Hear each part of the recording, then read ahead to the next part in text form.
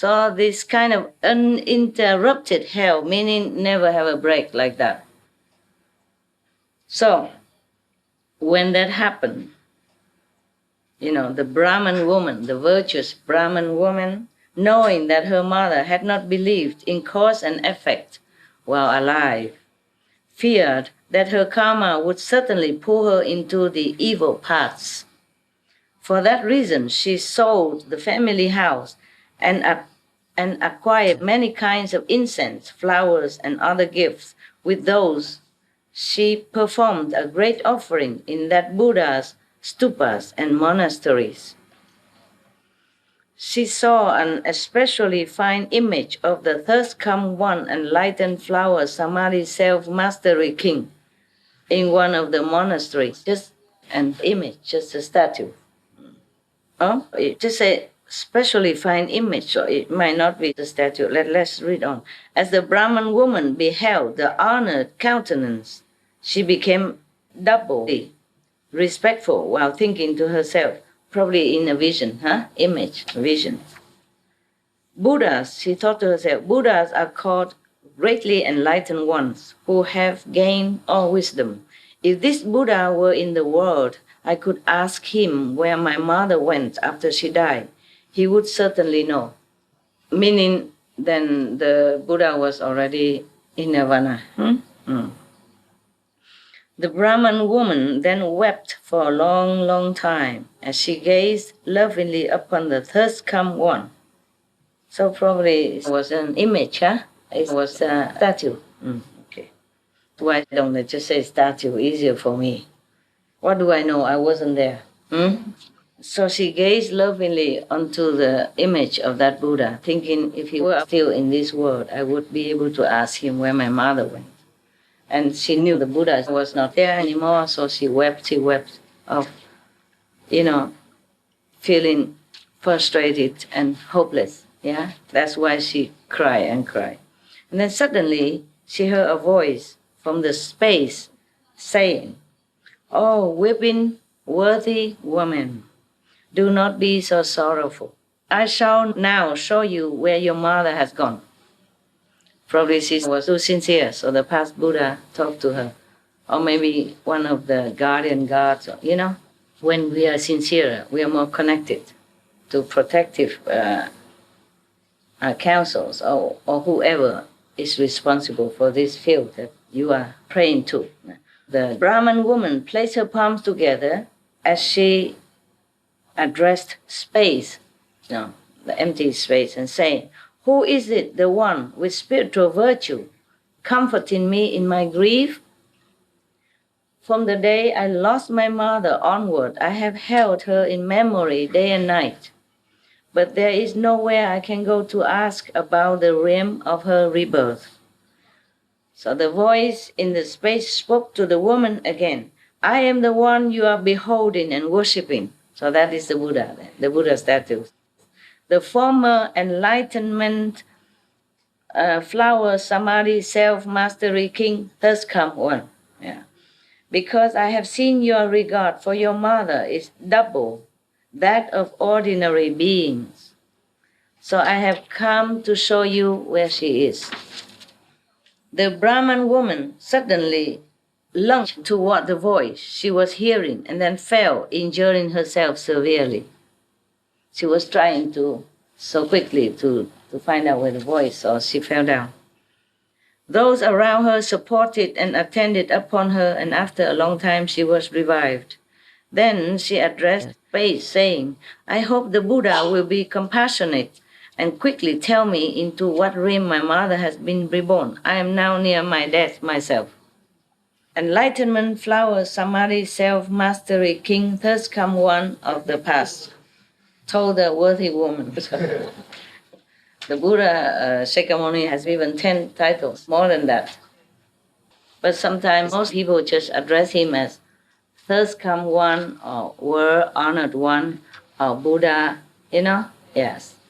Or Arahant, yes, even they address him also. One of his titles is Arahant. So the past Buddha appeared through the voice, told the worthy woman, "After you make your offerings, return home quickly. Sit upright and concentrate on my name. You will soon know where your mother has been reborn.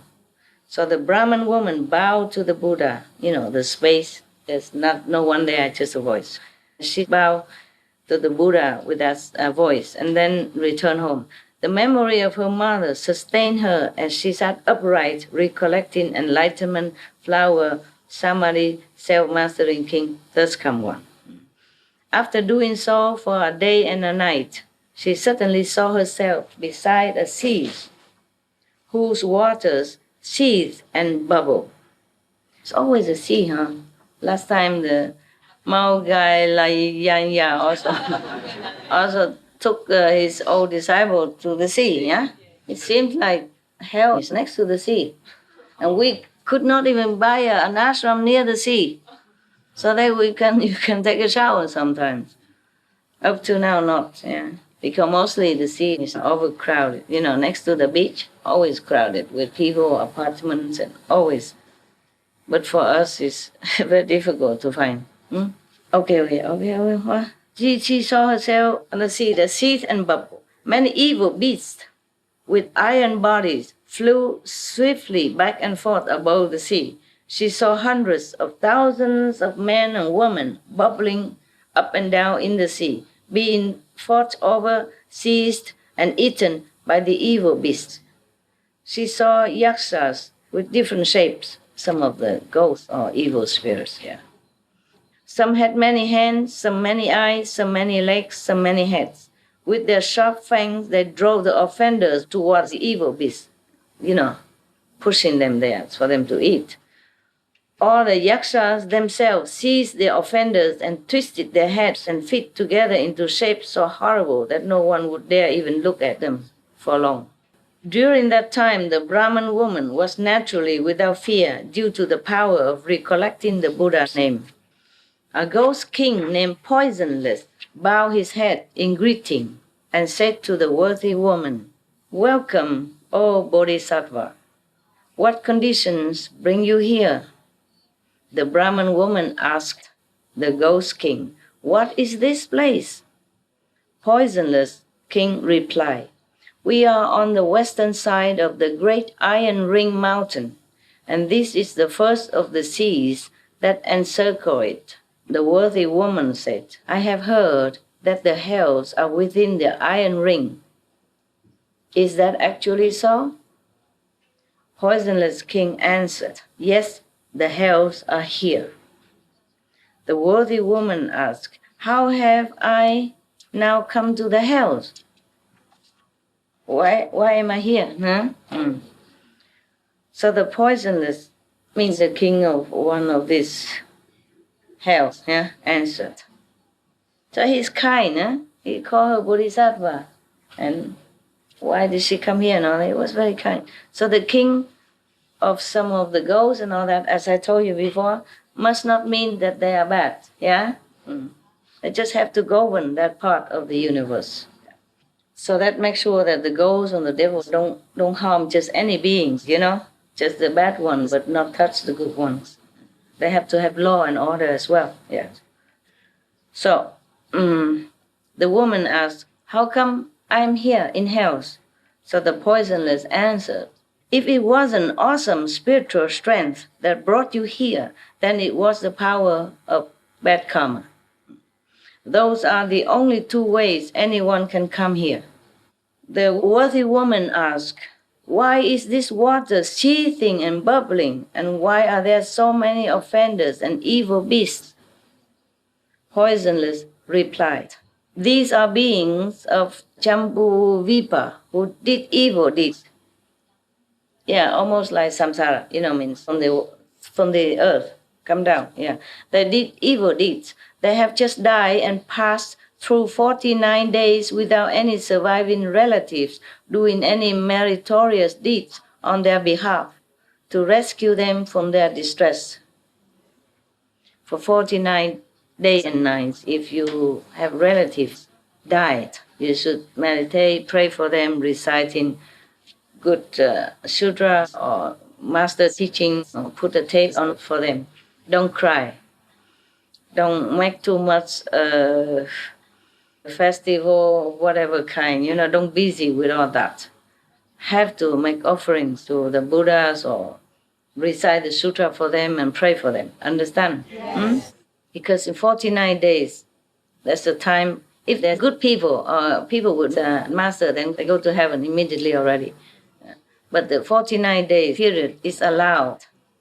So anyone who dies who hasn't done good deeds or done bad deeds, then this is a time of judgment. If you help them, the living beings, help them, pray for them, or recite in sutra, Buddha's sutra, do any good things and tell them good stuff, yeah? From the living master as well, then it's better for them, okay? Then their sin will be minimized, yeah? And they might be liberated accordingly. But don't sit there and cry and, cling to the body. That's useless for them, helpless, even harmful. Especially if you kill animals to feed or offering to them, or, then it's worse. You make their sin worse, their karma worse. So even if they were about to be liberated from suffering, they would stay there longer. Or they would have more suffering because you kill animals to make offering to them. Understand? Yes. Every time you do that, their karma gets worse. They get more punishment in hell. And even if somebody is in heaven, and if you kill animals as offering to them on their behalf, their heaven status is lower. And then maybe you keep lower until maybe they cannot stay in heaven anymore. Then they have to be reborn again and go somewhere accordingly. So besides that, during their lives, they themselves didn't plant any good causes. Now their own karma calls forth these hells. They attract the hells to them. Okay. They didn't fall to hell. They attracted the hell to come to them even. They call forth these hells. Their first task is to cross this sea. 10,000 yojanas. Each of this sea is another sea in which they will undergo twice as much suffering. Each of that sea is yet another sea where the sufferings are double still again. What the combined evil causes of the three karmic vehicles evoke is called the sea of karma. This is that place, the sea of karma. This is the place that the woman is now. The worthy woman asked the ghost king Poisonless, "Where are the hells?" Poisonless answered, "Within the three seas are hundreds of thousands of great hells, each one different. 18 of those are known as the great hells. 500 subsequent ones inflict limitless, cruel sufferings. Following those are hundreds of thousands that inflict limitless, further sufferings." The worthy woman again questioned the great ghost king. "My mother died recently, and I do not know where she has gone." The ghost king asked the worthy woman, "When the Bodhisattva's mother was alive, what habits did she have?" Even the ghost king couldn't tell right away who is where. You see, they have to check according to the information. The worthy woman replied, "My mother held deviant views and ridiculed and slandered the triple jewels," means the Buddha, Sangha, and Dhamma. "Even if she occasionally believed, she would soon become disrespectful again. She died recently, and I still do not know where she was reborn." Poisonless asked, "What was the Bodhisattva's mother's name and clan?" Still have ID, huh? In hell, we need ID to find somebody. It's too much, too careless beings. I guess even the king doesn't have the book, of the names. So the worthy woman replied, "My parents were both Brahmins. My father's name was Shila Sudarsana. My mother's name was Yue Ji Li." Sounds like Chinese to me. Yeah. Poisonless placed his palms together and implored the worthy woman, "Please, worthy one." He's so respectful, huh? He knew she was good, huh? He even called her Bodhisattva. So, and he put his palm together and said, "Worthy one, please return home. There is no need for you to grieve further. The offender Yue Di Li was born in the heavens 3 days ago. It is said that she received the benefit of offerings made and blessings cultivated by her filial child who practiced giving to enlightenment flower Samadhi self-mastery king Thirskam One at his stupas and monasteries. The Buddha passed away long ago already, but she made offering only to the statues and the monastery, probably, to the monks who believe in him. Yeah. Not only was the Bodhisattva's mother released from the hells, all the other offenders who were destined for the uninterrupted hell received bliss and were reborn together with her in heaven. Having finished speaking, the ghost king put his palms together and withdrew. God. The Brahman woman returned swiftly as if from a dream, understood what had happened, and then made a profound and far-reaching vow before the stupas and images of enlightenment flower Samadhi self-mastery king Thirskam One, saying, "I vow that until the end of future eons I will respond to beings suffering for their offenses by using many expedient devices to bring about their liberation." The Buddha told Manjushri, "The ghost king poisonless is the present Bodhisattva foremost wealth," in his assembly. Yeah.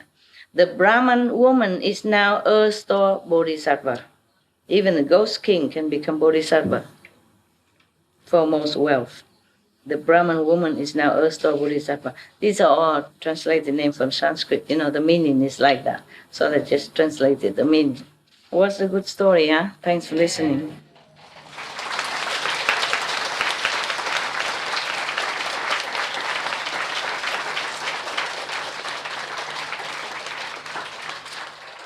Incredible story. I like very much. My first Bodhisattva was Kuan Yin Bodhisattva, from my childhood then. And my second one, when I was in the West, in Germany, was Earth-store Bodhisattva. I worship them. And also I have other picture of other Buddhas, You can't always get whatever you want, a Buddha in the West, So, but I like Earth-store Bodhisattva very much. I loved him for the vow he made, and for the sacrifice he made, and for what he's doing, and has been doing, and is doing, and will be doing for beings. So I worship him in my house. And Kuan Yin Bodhisattva, of course, is always there. Yeah? Yes. And then I cannot get Shakyamuni Buddha, so I just worship Earth-store Bodhisattva. Yeah. And then I have also images of other Buddhas, behind, like a picture, And my husband was good. He bring flowers to them. My ex-husband, he liked Buddhism, but he didn't know much. He just it seemed more peaceful to him, non-violence, no competitiveness that's taught in Buddhism, and he liked it. Okay, I let you go eating, and if something good will come back, huh? I will continue if you want to, later. Later. Huh?